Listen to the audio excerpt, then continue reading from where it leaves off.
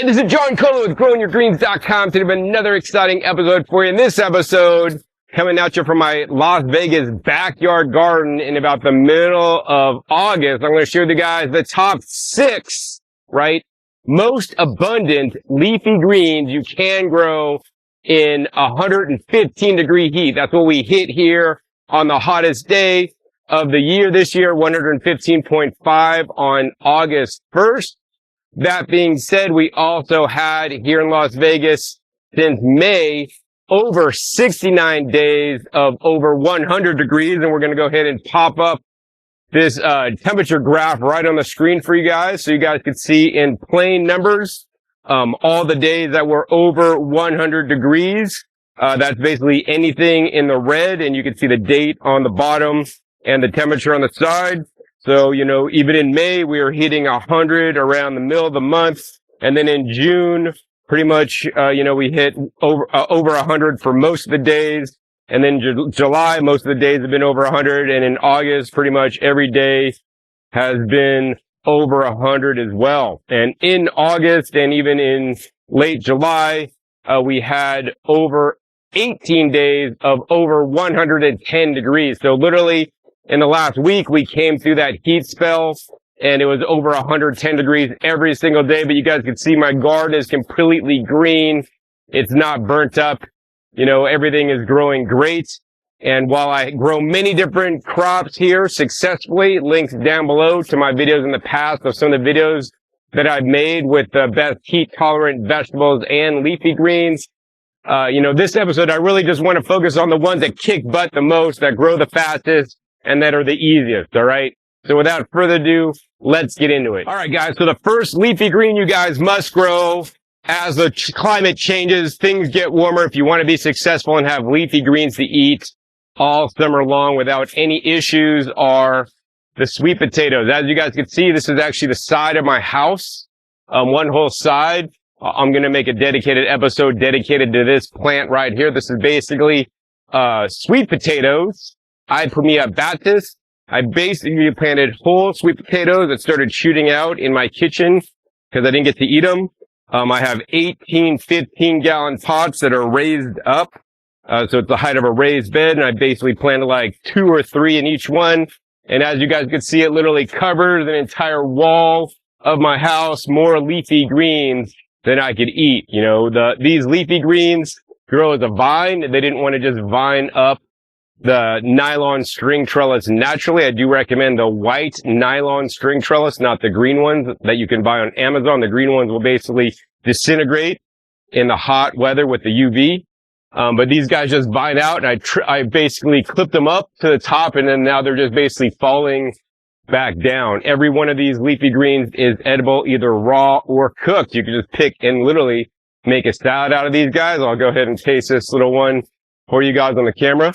I mean, it does have like a spinach-like quality to it, like just the standard spinach you'd buy in the store. So it's not like a neutral flavor, a little bit stronger, but if you cook it down, you're not even going to taste it. And, you know, I don't know if I'd make a salad out of this, but if you have other greens and this mixed into the salad, it would be totally nutritious. The greens, of course, are very high in nutrition. And as you guys can see, this could fill a space very quickly, very well. It literally covers the whole wall of my house. So it keeps the sun off my house, also keeps my house a lot cooler, so I could pay less air conditioning. So this is a great crop to grow in even a limited space. I mean, most people let it crawl out on the ground, but I'm growing it vertically up a nylon string trellis I've attached to my house, and you could see it just looks amazing. All right, so the next most abundant crop I want you guys to grow, and this is a new one to me. I started growing it maybe like a year or 2 ago, actually. And it really amazed me on how well it actually did. The sweet potatoes are an annual crop here in my zone 9 in Las Vegas. Whereas this crop basically stays in the ground year round. In the winter, I cut it back to the roots. So I just leave the roots in the ground, leave a little stalk sticking up. And then it basically just comes back. Of course, I also let it go to seed. So some of these plants are like literally seedlings from last year that have been growing. And this really surprised me. You guys can see this is the plant right here. But basically just comes up. I try to stake them up. Otherwise, they want to crawl over and even take up my walkway. But it's all this, and I can't barely grow anything else in this raised bed now. because I have all this wild arugula growing. Now, this is not like your standard arugula you would buy in the store. These leaves are more narrow and thin. They look like this. When you eat them, they're not nice, hot, and spicy, just like the arugula you know of and you love. It's actually anti-cancer, good for phase 2 liver detoxification. How I usually harvest this is actually I take the tips. So instead of just sitting and harvesting the larger leaves, which can look like this, I basically just come and pop off the new growth tips like this and just put this into raw soups and raw salads. You could also cook these up, although I encourage you guys to eat the arugula raw, the wild arugula raw. It's a lot better tasting, in my opinion, than the sweet potato leaves that we talked about earlier. And the tips are super tender, super delicious. Warning, this is lighting my mouth up on fire. It's like somebody's like lighting matches on my tongue right now.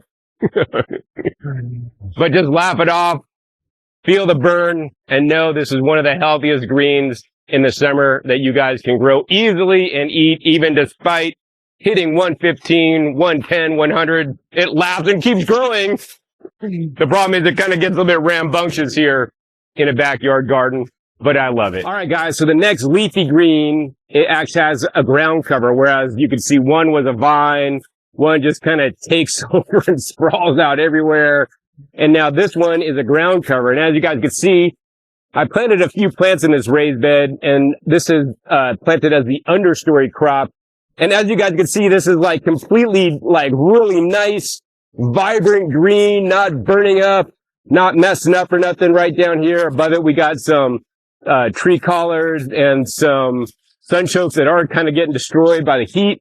But down below here, all this greenery down below is just thriving.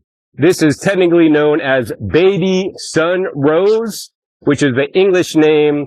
The Latin name is Aptenia cordifolia. And then this one is actually normally sold as an ornamental. It is a succulent plant. So, succulent plants love the dry heat.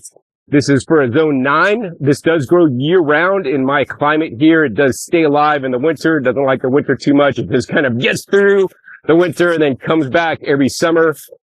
You could eat these little flowers that are nice and decorative. You could pick them, put them on salads. You could also eat the little, the baby greens. It has a really nice, salty flavor on that. Let's go ahead and pick a nice, these things look like they're like whacked or shellacked or something. That's just like the texture and color of them. But the leaves are really a nice flavor. Like I'd rather eat these leaves over, once again, the sweet potato leaves that grow more rambunctious. But once again, use your microclimate accordingly. Plant this down below and have things grow up through it and above it. But yeah, amazing, flavorful plant, and really will grow well during even 110, 115 degree heat. Not even phased, and grows abundantly. All right, guys, fourth abundant leafy green that laughs at over 100 degree weather is what I have growing here, once again, along a trellis. So this is known as the water spinach, or Ipomoea aquatica. There are several different kind of varieties or cultivars of water spinach. I'm growing 2 here in this line. I have the standard green variety, which is the land version. It's a bit darker green. And then this year, I'm growing the white stem version that has more tender stems, is known as the aquatic version. And then actually in the flood table that I haven't planted out yet, I actually have a larger leaf version of the land version, the darker green kind. Right? But yeah, as you can see, this water spinach is just laughing at the weather. This is once again the aquatic version, so the leaves are not as deep green. If you notice, there may be a few plants coming up, like this one here has deeper green leaves. I'm learning that actually this is the first year I grew the aquatic version, and the nodes between the leaves, where the leaves come out, are a lot more tightly spaced. So I've noticed that you get a lot more leaf material in the aquatic white stem version than the standard green stem version that I normally grow. As I said, this is in the same kind of family as the sweet potato, Ipomoea. but this is the Ipomoea aquatica versus the Ipomoea batis. And I will tell you guys that when I harvest the leaves of this plant, the water spinach, and I eat it, it reminds me really of eating like lettuce. This is a lot more softer, tender leaves, and it has a very minimal kind of like flavor to it. It's like, it really will take the flavor of the dressing you put on it. So, you know, this would be a much better leafy green to eat. This I propagate from, stem cuttings, link down below to that video. It does, start off a little bit growing slower because I'm, rooting stem cuttings versus planting whole sweet potatoes that has like nice carbohydrate stores. So the sweet potatoes will grow way faster. But once these get caught up, they're going to grow just as fast as well. So yeah, the water spinach, it's probably my favorite, leafy green for salads that I grow in the summer heat here in Vegas. All right, guys, my fourth most abundant leafy green to grow in the summertime are basically trees. So these ones are not cold tolerant. They won't take a freeze. Maybe if it hits like 33, they'll like defoliate, and then like the stem and the root will come back, or the main trunk, but any tender growth won't make it. This last winter, we barely got down to freezing, and I kept all the top growth on this plant right here. This is known as the Chaya tree. So if I had to say like one plant is by far the most abundant with the least amount of work, because literally this just came back from growing from last year, whereas the sweet potatoes, I actually had to plant the sweet potatoes, I had to root the water spinach. The Aptenia, of course, I planted many years ago, and it just keeps coming back. And the wild arugula I trim back every winter, and then new seeds will basically sprout up as well because I let all the seeds drop. But this is by far the easiest. And look at this tree, guys. This tree in my zone 9 is just taken off. It's just basically branching out, sending out so many leaves, makes a nice canopy. Every single one of these leaves is edible. This is also known as tree spinach. It is a highly nutritious plant, grows very simply. So this is the standard leaf Chaya, which just has the standard leaves. And then I have a large leaf Chaya growing over on this side. You guys can see it's also really just taking off. There's a lot more leaf material on this, although it doesn't seem to be quite as rambunctious as the small leaf Chaya. This one sends out a lot more offshoots, but then again, this tree is about a year or two older than my large leaf, which is just kind of getting up there. But yeah, this one produces way more leaves. Now the warning is the Chaya trees, the leaves need to be absolutely cooked properly. Most places recommend boiling them out. They have cyanogenic glycosides in there that can kill you if you don't properly cook them. So the standard method is boiling them and then throwing away the boiling water. And then how I do it is I basically just harvest them. I chop them up to basically make more surface area. I put them in the instant pot, and then I pressure cook them for a minimum of 5 minutes with the water underneath. So basically they're getting super steamed, and then I throw away the soak water to eat them. And, I'm of course fine. Of course, do your own research on how you may need to cook the Chaya. Some people are more, concerned about that than others. One of the studies that I saw, probably about a year or two ago was related to when the virus was going around, and people in Africa that actually eat a lot of crops that have the cyanogenic glycosides like in the Chaya. And they basically cooked them and ate them. But even then, some of those cyanogenic glycosides remain, and then those levels can build up in your blood. Our bodies can detox these. You don't want to get an overload of them because that's when it can be problematic. But people with some of these, that ate more of these cyanogenic glycosides that were broken down found that they actually were more resistant to getting viruses, right, during the pandemic. And probably they had a healthier immune system because of it, because in my opinion, and from what I've seen, a small amount of different plant phytonutrients can be beneficial. And if you exceed that amount, of course, they can kill you. So you always want to get enough. So it's not like I'm eating Chaya every single day, since I have so many other leafy greens in my garden, but I do like to eat it at least on a weekly basis. As you guys can see, I have a lot of leaves that I still have yet to harvest. And then last year I planted for the first time a variegated leaf Chaya that is still kind of getting its footing. It's still growing. It's still going good. And those leaves are absolutely beautiful as well. But yeah, plant the Chaya if you live in a zone 9 B or better. I mean, I'm in like a zone 9. It's maybe going to change to zone 9B one of these days. But other parts of the valley here in Las Vegas are 9B. I'm a little bit more higher up. in elevation, but lower in the valley would be 9B. And this plant would do amazing. And I think more people should be growing the Chaya because it is a beautiful tree. And then I mentioned too, behind the Chaya is moringa, and the moringa, while it does put out a lot of leaves, the Chaya just kicks its butt, man. The Chaya just puts out more leaves more quickly, more leaves to eat, which will give you guys more nutrition in the end compared to my experience with growing moringa literally, a few feet away. All right, guys. So now we're down to the sixth and final most abundant leafy green that'll give you guys lots of food in over 100-degree weather.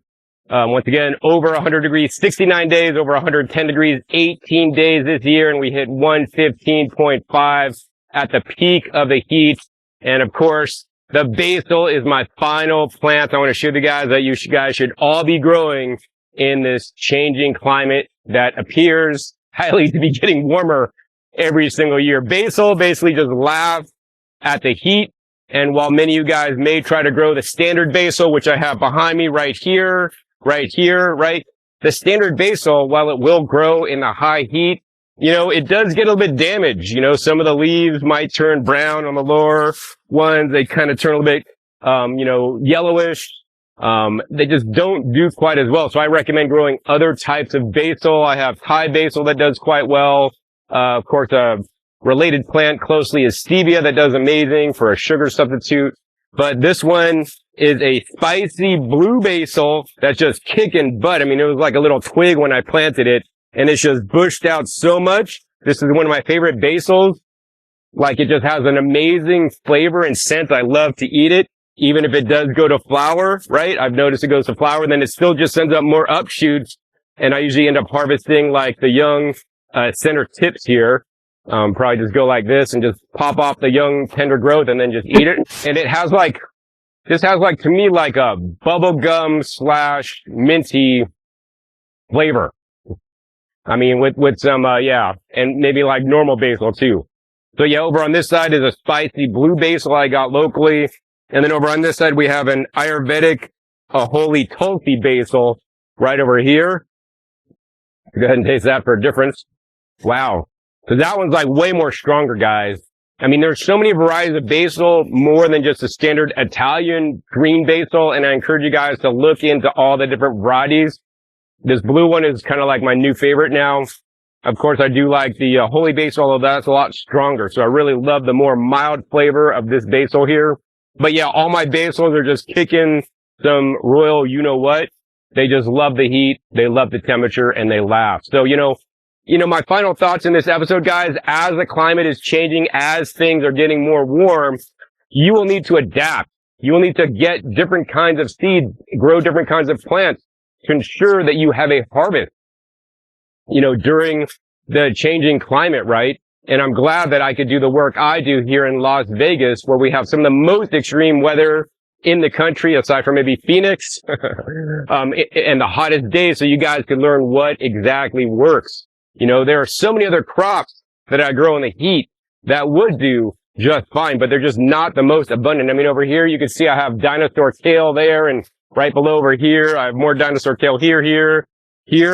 But if those plants are not watered properly, the leaves at the bottom will kind of like get some funky burn like this. They'll like dry out in the hot temperatures. This didn't really happen until it got over 110. Otherwise, the dino kale was doing pretty good. But that's only if you like underwater them, right? Of course, I also grow things like Egyptian spinach, Malabar spinach, and I'll put links down below to my videos I made in the past where I discuss more different heat-tolerant leafy greens you guys can grow. This episode, I really just wanted to focus on the ones that kick butt, that are very easy, so you guys can be successful. Because I want you guys to be successful, to grow your own food, especially with all these outbreaks going on in the food system, food imported from Mexico with all these contaminants, right? The only way you're going to know you're eating contaminant free is if you grow your own food. I know exactly what was sprayed on this. Nothing except water, because I've been pretty lazy and not even doing any kind of organic sprays on it. I know exactly what's in the soil. And, probably the only issue I'm going to have is like the birds that come and eat stuff in my garden and they poop, but I can see the poop and I wash it off very well before consuming anything. So yeah, I encourage you guys to grow a garden. It is very easy, even in the heat. You just got to grow the right plants and have the right techniques. Of course, have the best soil, have a good irrigation system that comes on automatically. and water several times throughout the day. It's essential. And you guys could have an abundant garden in Las Vegas or other hot areas of the country as well, and throw in some of these plants in future years in your garden. So in case the weather gets too hot and your lettuce shrivels up, you still got greens to eat. I really hope you guys enjoyed this episode today here in my backyard in Las Vegas, Nevada. We're probably over about 100 degrees today again as well. And if you guys enjoy this short episode, hey, please be sure to do a big thumbs up. More importantly, share this with other people that live in hot climates or that are concerned about climate that is warming and that they may not be able to grow anything in the climate. You just need to adapt and grow the proper crop, and you choose to be successful like me. Also, be sure to click that subscribe button right down below so you don't miss my new upcoming episodes. I've come in every 5 to 7 days. You never know where I'll show up, what you'll be learning on my YouTube channel. And help me get to 1 million subscribers, guys. I'm getting so close. So just click that subscribe, hit that bell to get notified as my new videos come out. Finally, be sure to check out past episodes. Past episodes are wealth of knowledge. Over 1,800 episodes at this time on this channel dedicated to you guys all about how to grow your own food at home. And once again, links down below for my favorite videos I made in the previous summers about the most heat-tolerant vegetables and leafy greens you could grow as well. So with that, my name is John Kohler with growingyourgreens.com. We'll see you next time. And until then, remember, keep on growing.